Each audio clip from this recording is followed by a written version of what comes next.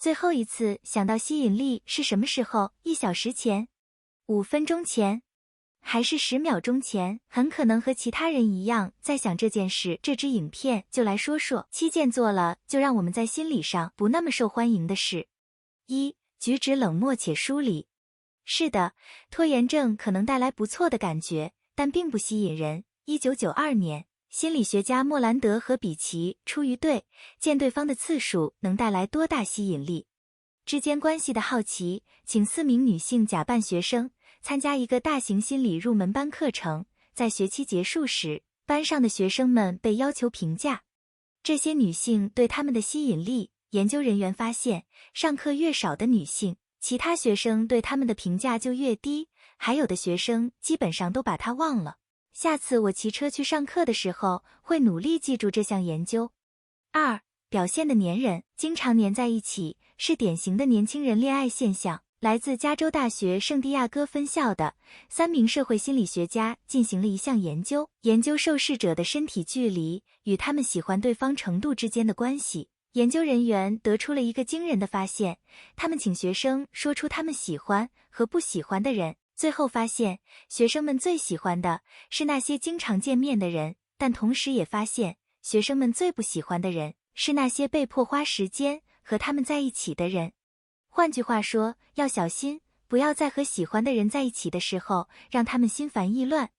3. 表现得好像不喜欢自己的约会。当奶奶说微笑总是有好处的，这话有科学依据吗？心理学家柯蒂斯和米勒随机匹配了一些参与者，请其中1名学生相信他们的伴侣要么喜欢他们，要么不喜欢他们。那些认为自己被喜欢的人更友善，他们的伴侣最终会更喜欢他们。研究人员得出结论，所谓的互惠性喜欢是一种自我实现的预言。如果伴侣认为你喜欢他，他就会对你更友好。这反过来也会让你们的关系变得更好，反之亦然。如果他们认为你不喜欢他们，他们会变得更刻薄，整个关系也会受到影响。原来奶奶说的是有道理的。4. 太早透露太多信息。2011年，研究人员告诉女大学生，他们的脸书资料曾被男学生浏览过，现在他们将会浏览这些男学生的资料。你大概可以想象那些女生有多么感兴趣。这些女生被分成2组，被告知要么她喜欢他们的资料，要么研究人员不知道她是否喜欢他们的资料。这些女生最喜欢那些没有透露自己是否喜欢这些女生的男性。为什么呢？研究人员认为，女生对神秘男子思考的越多，就对他就越有兴趣。王牌大间谍的绰号其实相当诚实了。神奇的神秘人确实有约会对象。5. 继续无聊的约会。2位加拿大温哥华的心理学家曾做过一项关于唤起失调归因的研究，即当人们错误地推断是什么导致他们有这种感觉时，他们请一位有魅力的女性研究助理给男性受试者一份问卷。在第1组中，助理和受试者在一座可怕的吊桥上时向他们提问。在第2组中，助理在一个低矮的小桥上问他们，那些在恐怖桥上的人因为桥而更兴奋，并且更容易被助理吸引，也更可能稍后给他打电话。那么，下次约会不要只喝咖啡，这很无聊。可以去看烟花或者骑卡丁车。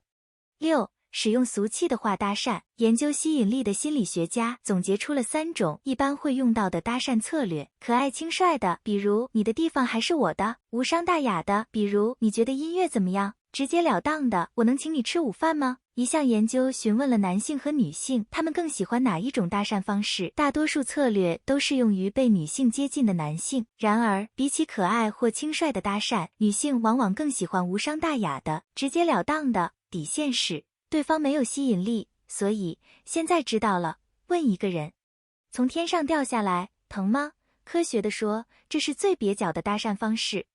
7. 没有助攻者。有些人把约会当作一场竞赛，但要知道，朋友之间还有很多合作空间。对于想要泡妞的男孩来说，让第三方来介绍可能是最好的伎俩。尤其是在当今的约会世界，选择比以往任何时候都多。想约会的人必须克服许多障碍，才能引起别人的兴趣。如果有人主动介绍，会有助于顺利度过困难的第1个阶段，也会让自己觉得自己足够好，可以交到朋友。抱歉，詹姆斯·邦德，但在现实世界中，最浪漫的工作都是男女搭配，干活不累。在当今快节奏的约会世界里，人们很快就会根据第一印象来判断对方。但是别担心，要做的就是确保自己永远不要做这7件没有吸引力的事情中的任何一件，然后就会做得很好。尽管如此，带巧克力赴约也没坏处。